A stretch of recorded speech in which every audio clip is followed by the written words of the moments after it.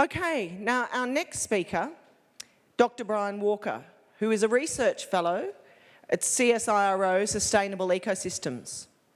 A key focus of his work is the significance of resilience and the capacity of a system to absorb disturbance and to undergo change, but still retaining the same function, structure, identity, and the feedbacks. Now, I make that sound quite complex and quite difficult to digest, but I'm very confident that Dr. Brian Walker is going to be able to walk us through the whole process, pun pun, and talk to us about transforming Australia in order to remain resilient. And I'd like to invite Dr. Walker to come and speak to us now.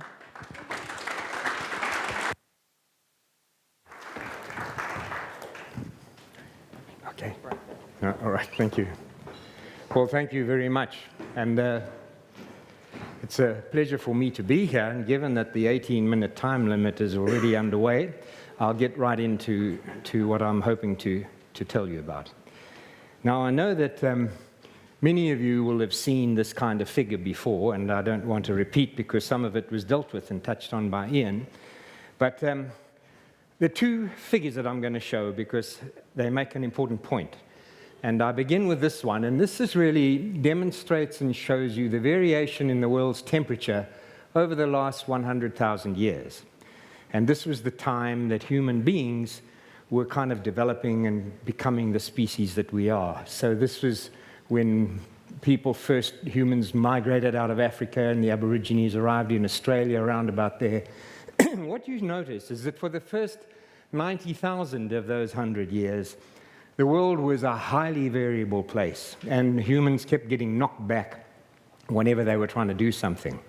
And then we hit this remarkable period, the Holocene, the last 10,000 years. And it's both benign and it's extremely stable by comparison. And that enabled humans to take off. And what happened, of course, was it led to growth in everything.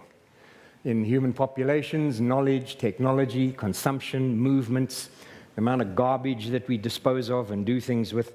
And that has been worrying people for a lot. Now, I could go on with many other slides to show you this massive J-curve and the growth rate and what's happening to the world. But it is of concern to a lot. And some 20-something of us got together a couple of years ago to look at the limits to that.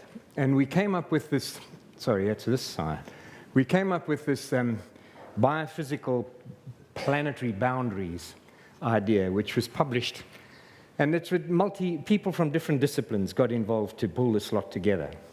And basically what it says is that for things like climate change, ocean acidification, the nitrogen cycle, freshwater use, land use change, the rate of biodiversity loss, and so forth, chemical pollution, there are boundary limits that if we exceed them, the world will not function in the same way that it has been functioning during all the time that humans have been developing and for a long time before. And in fact, our safe operating space is denoted by this green area within it, each relativized to its own. And we've exceeded a couple of them already. We can't sustain the rate of loss of biodiversity.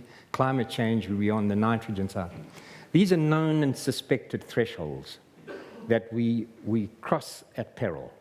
And how do we manage to stay within our safe operating space has been challenging us a lot. And people have been talking largely here about how to prevent one of these, mainly the climate change one.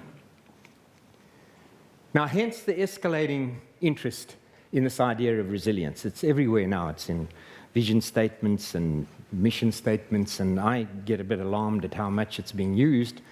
But basically, it's this, when it all hits the fan, will we be able to cope? And that's what's really worrying people. And that's why this idea of resilience is taking hold so much. And as you just heard, the formal definition of resilience is this, the capacity to absorb disturbance and reorganize. And then it's so that you retain essentially the same function, structure, and feedbacks to have the same identity, not to become a different system. And the simpler definition is the ability to cope with shocks and keep functioning in much the same kind of way. And the important word in that is feedbacks.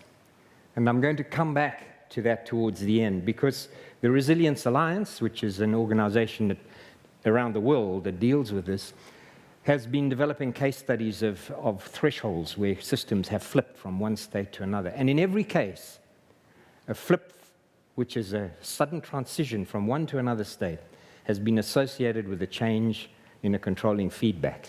And so I'll come back to that. Well, resilience involves these three intertwined concepts: the notion of thresholds, limits to how much you can, adaptability or general resilience, and transformability, the capacity to become a different kind of system. And I'm going to deal then with thresholds, or tipping points, as they're often called in social systems. And they occur in both biophysical and social. This is just a classic example from Western New South Wales of a system that can be in that state, and then it can flip to being in this state, from a grassy to a shrub-infested one. And there's a critical level in the threshold, in the ratio of shrubs to grass, beyond which it goes to that. This photograph was taken on a property that hasn't had a head of livestock on it for 30 years, and it still looks like that. And it won't go back to that unless you do something to it. It's self-organizing in that state as opposed to that state. Thresholds in social systems are of various kinds. The debt-to-income ratio is one that most people know about. You go across that threshold, and debt begins to mount. It doesn't go back the other way again. Behavior in crowds is well known, like riot behavior, has a tipping point. And once it passes that tipping point, even if you take away what's causing the riot, it'll go to a full-blown riot. It doesn't come back again. Fashions and fads have takeoff points. They're discontinuous changes in systems, and they occur then in both the ecological, biophysical, and in social systems.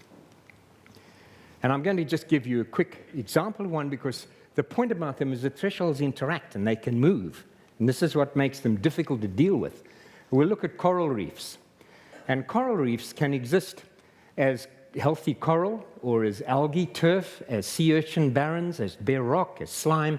All of those are actually self-sustaining states that coral reef systems can stay in. And they're pushed into those by these two main drivers: external nutrients that flow in from the land, and fishing pressure, particularly of herbivorous fish that eat algae.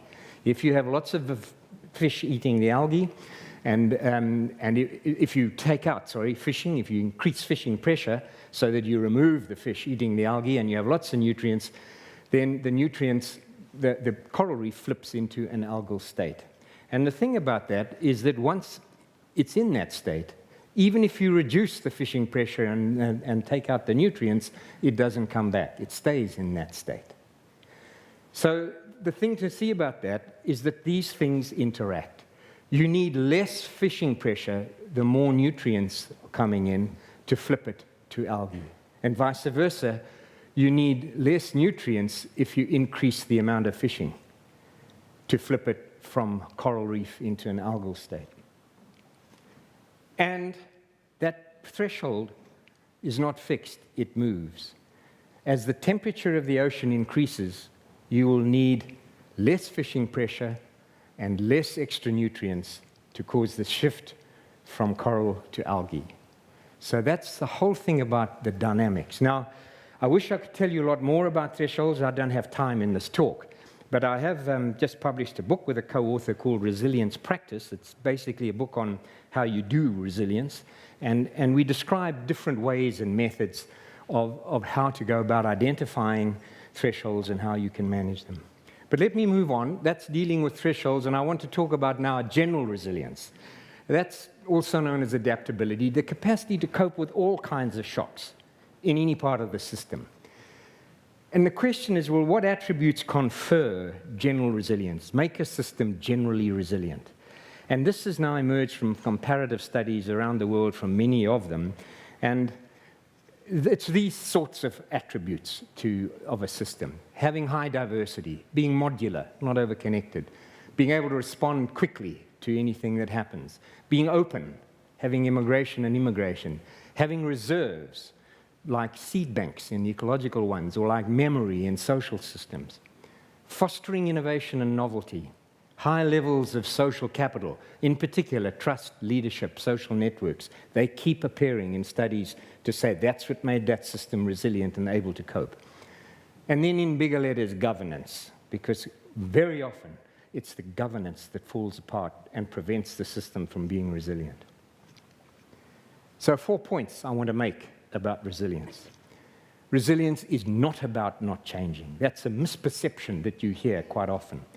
Preventing change reduces resilience.